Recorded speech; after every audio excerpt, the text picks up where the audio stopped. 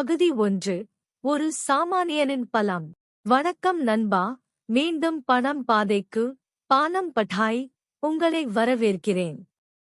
போன வீடியோவுல நாம ஏன் பங்குகளை வாங்கணும்னு பார்த்தோம். இன்னைக்கு பீட்டர் லிஞ்ச் எழுதின ஒரு அற்புதமான புத்தகம் பீட்டிங் தி ஸ்ட்ரீட் பத்திதான் பார்க்க போறோம். நம்ம ஊர்ல பல பேர் என்ன நினைக்கிறாங்கன்னா, ஷேர் மார்க்கெட்ல ஜெயிக்கணும்னா கையில கோடிக்கணக்குல காசு இருக்கணும், இல்லனா பெரிய கம்ப்யூட்டர் இருக்கணும்னு நினைக்கிறாங்க. ஆனா உலகத்தோட தலைசிறந்த ஃபண்ட் மேனேஜரான பீட்டர் லிஞ்ச் என்ன சொல்றாரு தெரியுமா?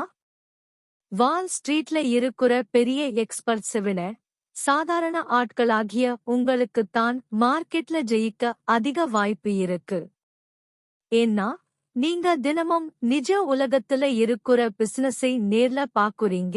ஒரு கம்பெனி நல்லா லாபம் சம்பாதிக்குதா இல்லையான்னு அந்த எக்ஸ்பர்ட்ஸ்க்கு தெரியறதுக்கு முன்னாடியே உங்களால கண்டுபிடிக்க முடியும். பகுதி 2. Stacking method. லிஞ்சோட ரகசியம் ரொம்ப சிம்பிள். அவர் வெறும் சாட்டை மட்டும் பார்க்க மாட்டார், உலகத்தை பார்ப்பார். இதே அவர் ஸ்டாக்கிங் அ ஸ்டாக் அப்படின்னு சொல்றாரு. அவர் பல சூப்பர் ஹிட் பங்குகளை எப்படி கண்டுபிடிச்சாரு தெரியுமா?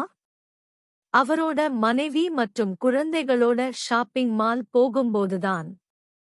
எந்த கடையில கூட்டம் அதிகமா இருக்கு, மக்கள் எந்த பொருளை ஆசையா வாங்குறாங்க, எந்த கம்பெனியோட லாரிகள் ரோடு ஃபுல்லா போயிட்டு இருக்கு, இதையெல்லாம் கவனிச்சாலே போதும். உங்களுக்கு யாரோ ஒருத்தர் கொடுக்கிற டிப்ஸ் தேவையில்லை. நீங்க சாப்பிடும்போது, ஷாப்பிங் பண்ணும்போது, வேலை செய்யும்போது உங்க கண்ணையும் காதையும் திறந்து வச்சாலே போதும். ஒரு நல்ல கம்பெனியே உங்களால ஈஸியா கண்டுபிடிக்க முடியும். பகுதி 3. 2 நிமிட பயிற்சி. சரி, ஒரு கம்பெனி உங்களுக்கு பிடிச்சிருக்கு, ஆனா அதுல இன்வெஸ்ட் பண்ணலாமா வேண்டாமான்னு எப்படி முடிவு பண்ணது? அதுக்கு லிஞ்ச் ஒரு 2 சொல்லித் தர்றாரு. அதாவது, நீங்க ஒரு பங்குகளை வாங்குறதுக்கு முன்னாடி, நான் ஏன் இந்த கம்பெனியை வாங்குறேன் அப்படின்னு ஒரு 10 வயசு குழந்தைகிட்ட 2 நிமிஷத்துல விளக்கி சொல்லணும். உங்களால அதை சுலபமா சொல்ல முடியலன்னா அந்த பங்கை நீங்க வாங்கக்கூடாது. அந்த கம்பெனிக்கு கடன் இருக்கா?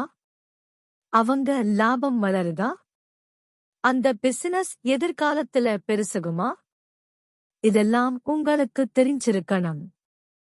ஒரு பிசினஸை உங்களால சிம்பிளா விவரிக்க முடியலன்னா நீங்க இன்வெஸ்ட் பண்ணல, வெறும் சூதாட்டம் ஆடுறீங்கன்னு அர்த்தம். பகுதி 4. பொறுமையும் செயல் திட்டமும். கடைசியா பீட்டர் லிஞ்ச் சொல்ற முக்கியமான விஷயம் பொறுமை. அவர் என்ன சொல்றாருன்னா, யார் அதிக கற்களை புரட்டி பார்க்கிறார்களோ அவர்களே ஜெயிக்கிறார்கள். அதாவது, ஒரு நல்ல கம்பெனியை கண்டுபிடிக்க நீங்க நிறைய கம்பெனிகளை பத்தி தெரிஞ்சுக்கணும். அதே மாதிரி மார்க்கெட் சரிஞ்சா பயப்படாதீங்க. அது ஒரு நல்ல பிசினஸை ஆஃபர்ல வாங்குறதுக்கான ஒரு வாய்ப்பு.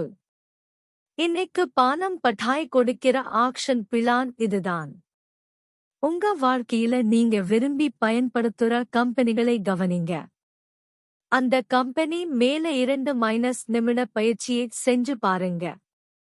நல்ல கம்பெனி கிடைச்சா பொறுமையா லாங் டர்ம்க்கு ஹோல்ட் பண்ணுங்க. ஷேர் மார்க்கெட்ங்கிறது ஒரு மேஜிக் இல்ல, அது ஒரு தேடல். அடுத்த வீடியோவுல சந்திப்போம். Keep growing.